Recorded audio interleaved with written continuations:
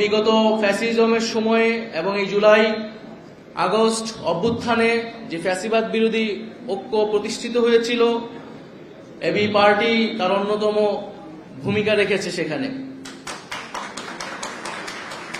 AB party নেতৃবৃন্দদের সাথে ব্যক্তিগতভাবে আমার বা আমরা যারা এই আন্দোলনে ছিলাম আমাদের অনেকেরই একটা পূর্ব পরিচয় ছিল, একটা অনানুষ্ঠানিকভাবে পরিচয় ছিল। যেই কয়েকটা রাজনৈতিক দল, ফ্যাসিবাদ বিরোধী দল আমাদের বিশ্ববিদ্যালয়গুলোর ছাত্র আন্দোলনগুলোতে ভূমিকা রাখত নানাভাবে, সামনে থেকে পিছন থেকে প্রত্যক্ষ পরোক্ষভাবে, এবি পার্টি তার মধ্যে অন্যতম। বিভিন্ন সময়ে এবি পার্টির নেতৃবৃন্দ আমাদেরকে সেই সহায়তা দিয়েছেন। আরো অনেক বিভিন্ন রাজনৈতিক দলই আমাদের গত 7-8 বছরে আমাদের বিশ্ববিদ্যালয়ের যে ফ্যাসিবাদ বিরোধী ছাত্র আন্দোলন সেখানে ভূমিকা রেখেছে। তো এবি পার্টিকে সেজন্য আজকের এই আয়োজন থেকে ধন্যবাদ জানাচ্ছি। তো আজকে আমাদের পুরো রাজনৈতিক অঙ্গনেই যে আলোচনা ধরে আগাচ্ছে রাজনীতি, সংস্কার, নির্বাচন এবং তার সাথে আওয়ামী লীগের বিচার, আমরা মনে করি যে কোনোটাই একে অন্যের থেকে বিরোধী নয়, বরং এই তিনটার সমন্বয়ে বাংলাদেশের এই যে পরিবর্তন, গণতান্ত্রিক রূপান্তর, সেটি হওয়া সম্ভব। 5ই আগস্টে বাংলাদেশের জনগণ আওয়ামী লীগের বিরুদ্ধে একটি রায় দিয়েছে যে আওয়ামী লীগ বাংলাদেশে আর কখনোই রাজনীতি করতে পারবে না। ফলে আমরা যখন বলি জনগণ সিদ্ধান্ত নেবে আওয়ামী লীগের ব্যাপারে, জনগণ সিদ্ধান্ত নিতে পারে দুইটি উপায়, একটি ভোটের মাধ্যমে, একটি রাজপথে তাদের অবস্থান জানান দিয়ে গণ অভ্যুত্থানের মাধ্যমে।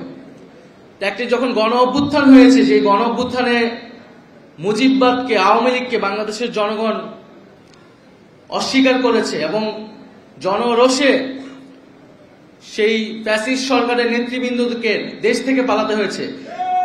এরপরে আওয়ামী লীগ বাংলাদেশে রাজনীতি করবে কি করবে না এই আলোচনায় আসলে আসতে পারে না।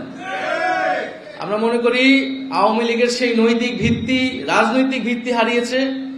এখন তার আইনি বন্দোবস্ত কি হবে, কোন প্রক্রিয়ায়, কোন আইনি কাঠামোতে আমরা আওয়ামী লীগকে বাংলাদেশের রাজনীতি থেকে দূর করতে পারি এবং একটি গণতান্ত্রিক প্রক্রিয়ায় যেতে পারি, সেই বিষয়ে আমাদের সেই পথ আসলে উত্তরণ করতে হবে। তো সেই জায়গায় আওয়ামী লীগের নিবন্ধন বাতিলটা এই সময় অতি দ্রুত সময় আসলে করা উচিত। বিচার চলাকালীন সময়ে সাংগঠনিক রাজনৈতিক কার্যক্রম নিষিদ্ধ ঘোষণা করতে হবে এবং বিচারের মধ্য দিয়ে আওয়ামী লীগের একটা চূড়ান্ত ফয়সালা হয়তো আমরা পাবো। দ্বিতীয়ত, সংস্কারের কথা সকল রাজনৈতিক দলগুলাই বলছে।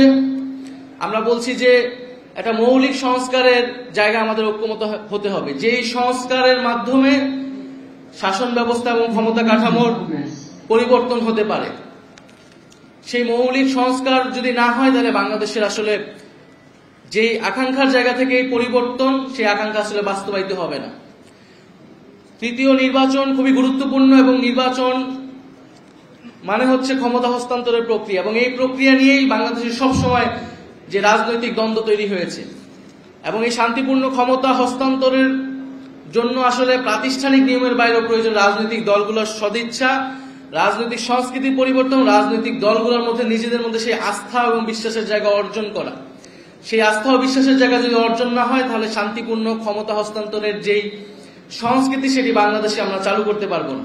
আমরা আশা করব যে এবারে গণ অভ্যুত্থানের মধ্য দিয়ে যে জাতীয় ঐক্যমত এবং জনগণের আকাঙ্ক্ষা তৈরি হয়েছে, সেই আকাঙ্ক্ষার প্রতি সবাই শ্রদ্ধাশীল থেকে আমরা বাংলাদেশে শান্তিপূর্ণভাবে ক্ষমতা হস্তান্তরের একটি সাংবিধানিক প্রক্রিয়া এবং একটি রাজনৈতিক সংস্কৃতি তৈরি করতে পারবো।